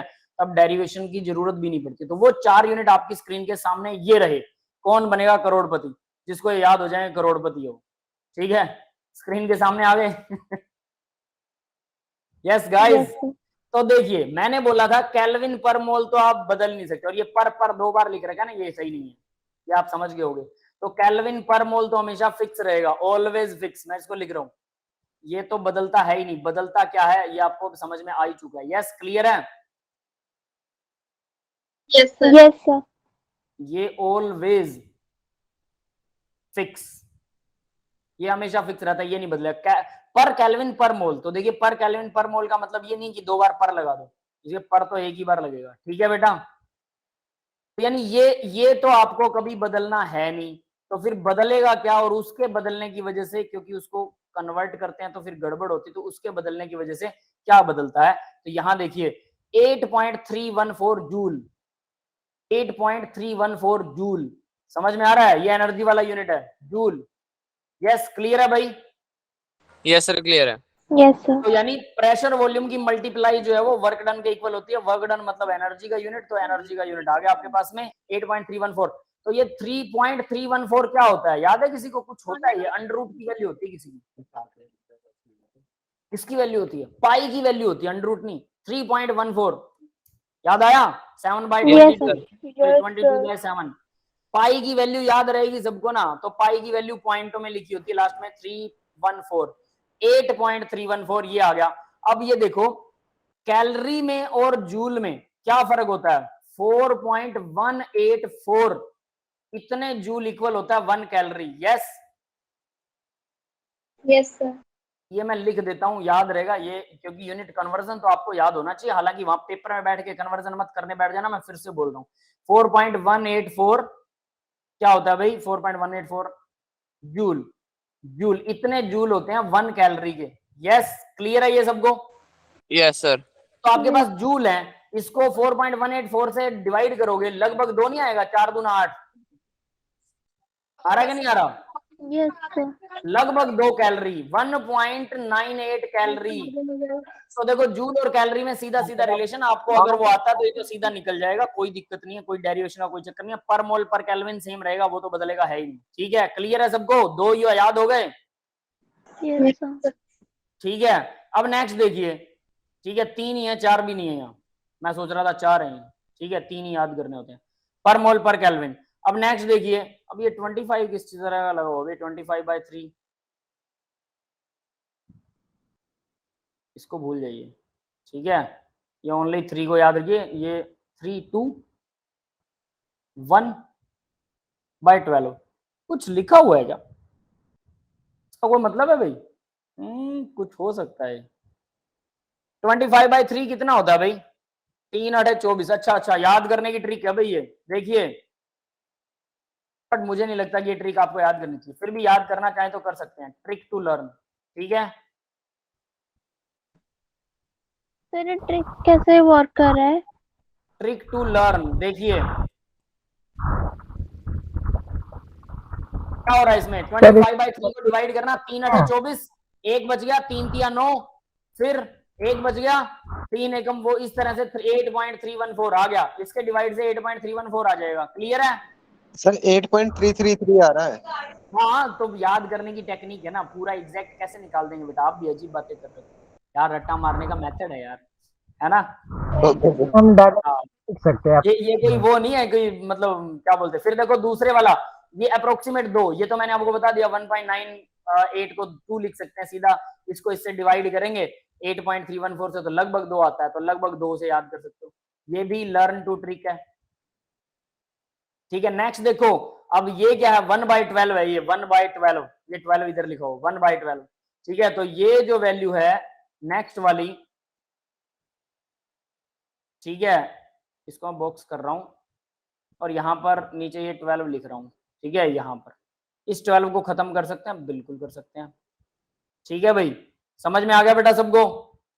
यस 1/12 से जो वैल्यू निकलेगी वो निकलेगी लीटर एटमॉस्फेयर में। लीटर क्या है, वॉल्यूम, एटमॉस्फेयर क्या है, प्रेशर। तो लीटर एटमॉस्फेयर में अगर ये वॉल्यूम और प्रेशर दिया हो तो फिर आपको ये वैल्यू याद रखनी है। 0.0821 1/12 से निकलेगा, ऑब्वियस है 0.08 समथिंग समथिंग आएगा, तो ये इस तरह से आ जाएगा। क्लियर है भाई सबको? Yes yes sir. तीन वैल्यूज हैं, साथ में याद करने की ट्रिक भी दी है, 25/3, 1/12 और 2। तो याद करने वाला वैल्यू नहीं है, कैलोरी तो 2 कैलोरी होता है, बात ही खत्म, ठीक है।